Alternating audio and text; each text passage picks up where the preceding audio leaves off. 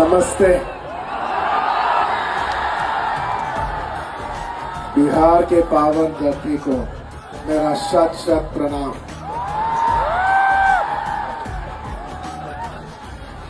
पहली बार बिहार आया हूं। आपका प्यार